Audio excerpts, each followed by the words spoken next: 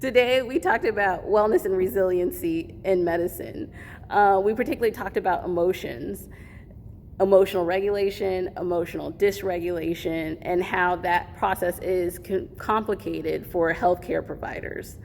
We defined emotional dysregulation as the inability to use healthy strategies to diffuse a stressful situation. Some examples of emotional dysregulation included impulsive behaviors, poor eating habits, perfectionism, self-doubt, self-harm, and even suicidal ideation and suicidal actions. On the other end of the spectrum was emotional regulation, and we define that as healthy strategies used to address a stressful situation.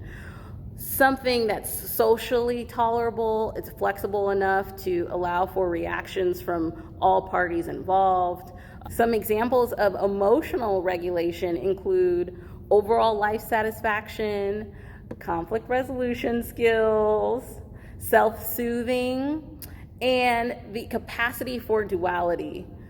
That is when, for example, let's say you have a senior that comes and tells you something and they didn't do it in the nicest of ways. Capacity for duality would say, okay, I don't like the way in which they address the situation, but I will take away this lesson, and I appreciate them for filling in the knowledge gap, and now I can apply that to future patients and improve my capacity and competency as a physician.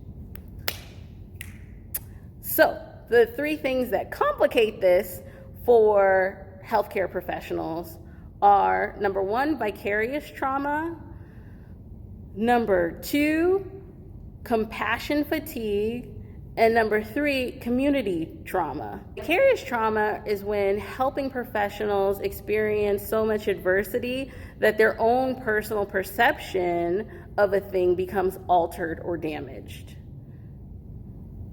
Compassion fatigue is when a helping professional exhibits and exudes so much compassion that they themselves become depleted and start to experience a sense of hopelessness or numbness.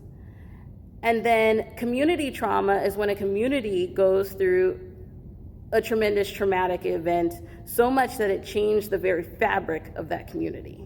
Now that we've discussed emotional regulation, emotional dysregulation, and the things that complicate it for healthcare professionals, I'm asking that you take a moment and reflect on times when you're emotionally dysregulated versus times when you're emotionally regulated, and what that really looks like for you.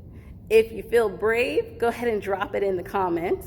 And if not, keep it in your personal reflections or send me an email. I'd love to learn more about you. Please like, share, or subscribe this video if it helped you.